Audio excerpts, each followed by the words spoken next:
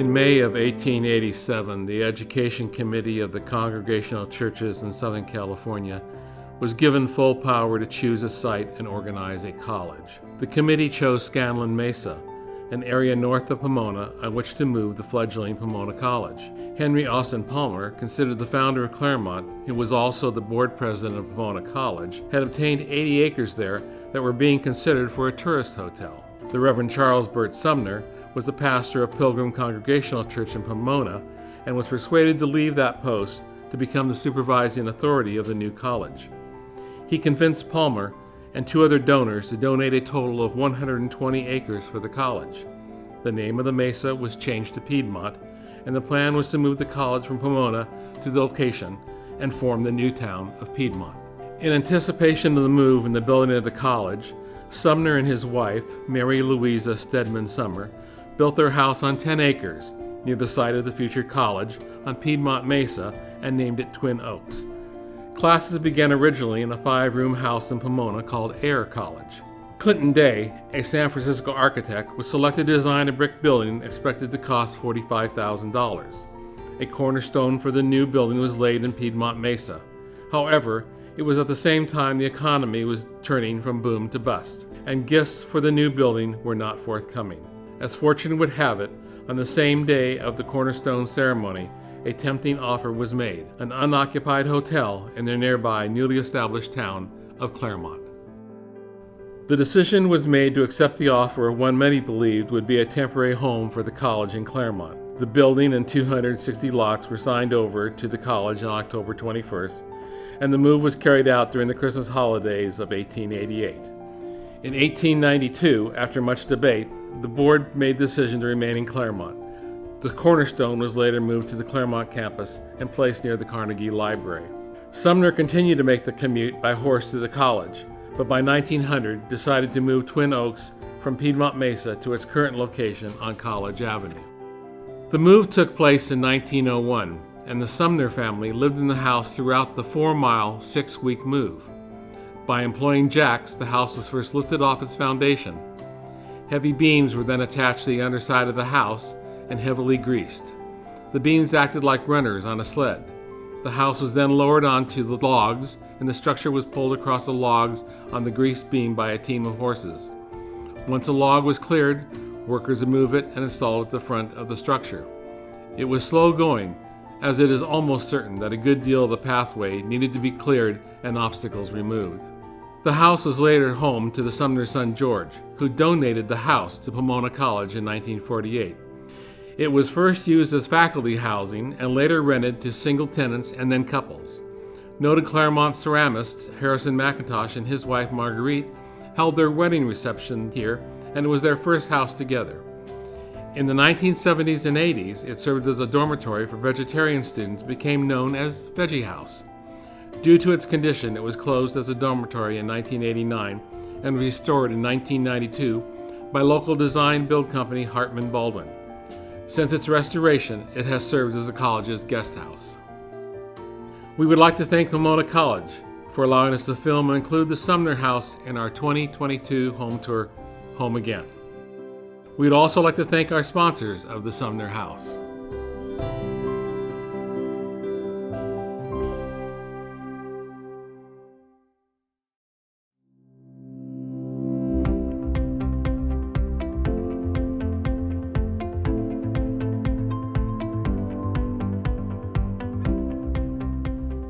This is Claremont's only full-scale, classic Queen Anne Victorian house.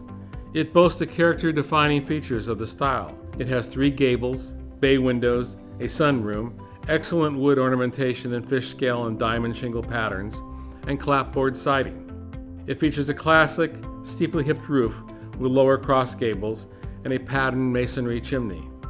There is an asymmetrical porch that extends along one side to an additional entry. The patterned shingles at the gables and between the first and second stories are a device in Queen Anne homes to avoid a smooth, walled appearance. The home features sunburst ornamentation at the prominent front gable and in the pediment at the porch entry. The porch and enclosed sunroom features the spindlework frieze and the delicate spindlework porch supports. Many times, Queen Anne's will have lace-like brackets on the porch supports. However, this house features solid arch supports.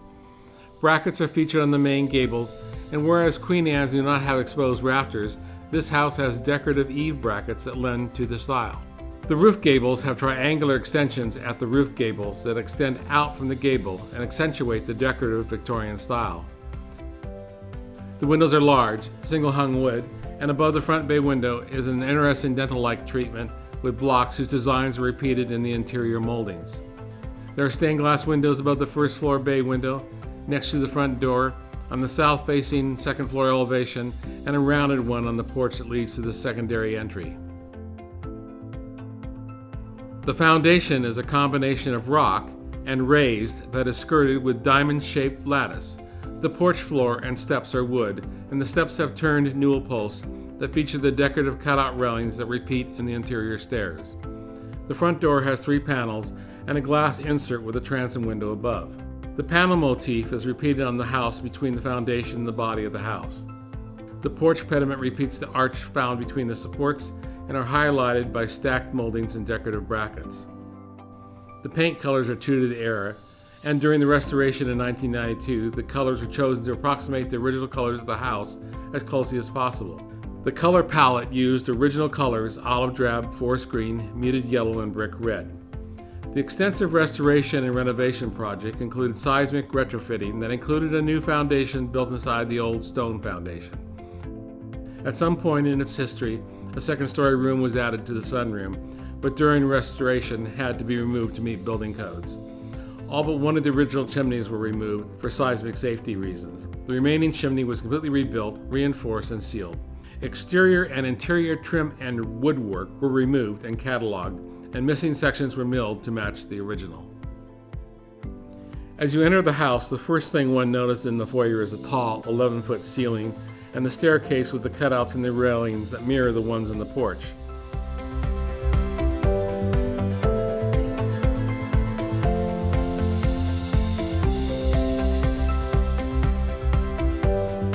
To the right is the main parlor. Straight ahead opens to the sitting music room, and there is a closet under the stairs. The room and staircase are flooded with light from the stained glass window on the first landing, the round window as one ascends the stairs, and the stained glass windows that illuminate the top of the staircase and the second floor landing.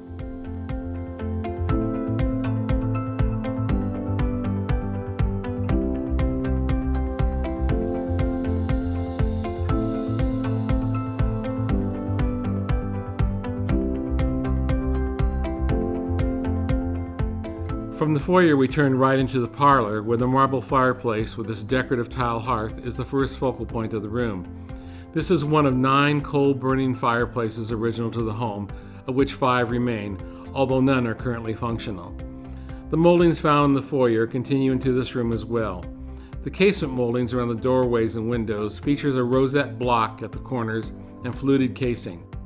The rosette and fluted casing are repeated throughout the house and mirror the design in the dental-like trim above the window on the outside mentioned earlier.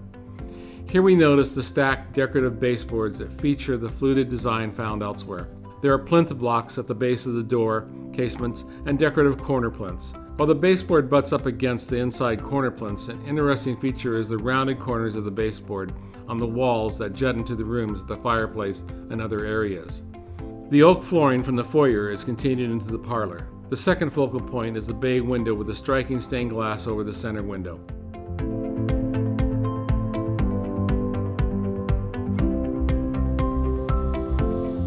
The room features a decorative ceiling medallion that is repeated elsewhere. The room is decorated with period-appropriate pieces.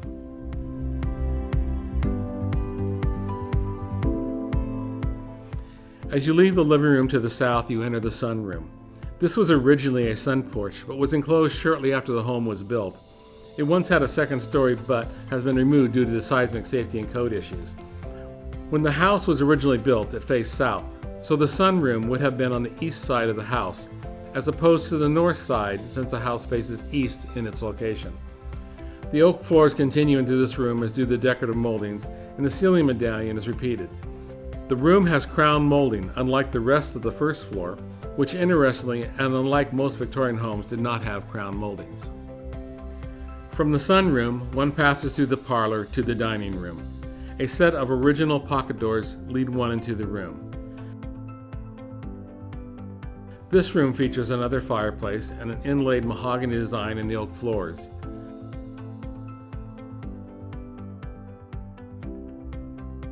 The ceiling is highlighted with a decorative medallion. A door with a transom window above leads out to the north porch.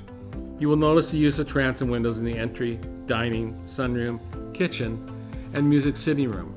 At one time, these all opened to allow for airflow and cooling of the house. A small hall with a pantry to the left and a guest bathroom is seen as one turns right into the vintage 1992 kitchen. As with most kitchens of this period, they did not have the functionality of modern kitchens. The kitchen was updated for today's usage, but used appropriate cabinetry and tile that complements the house. A door with transom window leads to the north porch. From the kitchen, we pass along the dining room to the sitting music room, which in the early days served as Reverend Sumner's study. The room features another bay window, the oak floors, and a marble fireplace, different from the parlor, but with the same decorative tile on the hearth found in the parlor. The same moldings found throughout the house are found here also. The room has a door with a transom window that opens to the front porch, allowing for a less public entry and where Sumner could receive visitors. Off the sitting music room is the first bedroom. Here again the moldings continue. While the bedrooms remain true to the original, the bathrooms have been updated with complementary fixtures and tile. The bathroom here has been remodeled to be accessible.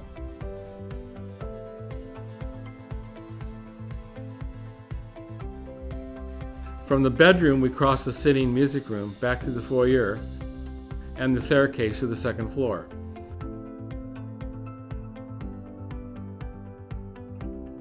The mahogany, teak, and redwood staircase and the baseboards have been beautifully restored up to the second floor landing.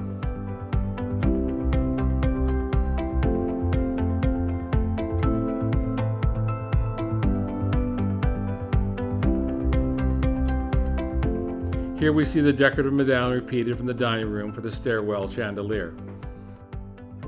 The painted baseboard here is milled to gently slope down to the stairway baseboard. Today there are 3 bedrooms on this level, but originally there were 5 bedrooms.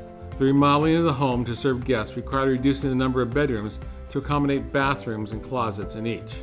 From the landing, we enter the first of 3 bedrooms on the second floor. This room originally featured a fireplace. There is a bay window in this room where one can see the original float glass, or more commonly called wavy glass. It has a sitting area and original moldings. The walk-in closet has been added. This room opens to an upgraded private bath. The bathroom originally was a sewing room that had a staircase to the attic area which housed an additional 3 sleeping areas. The second bedroom features a tin fireplace surround with wooden mantel and corbels.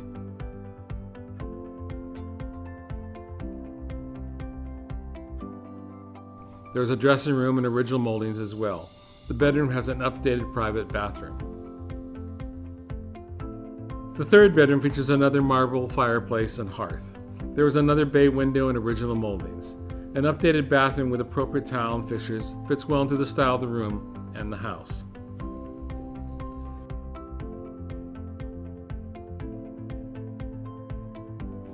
The north porch runs from the sunroom past the kitchen and then turns south to the back of the house. The renovation created this porch, and the details match the original design and ornamentation of the house.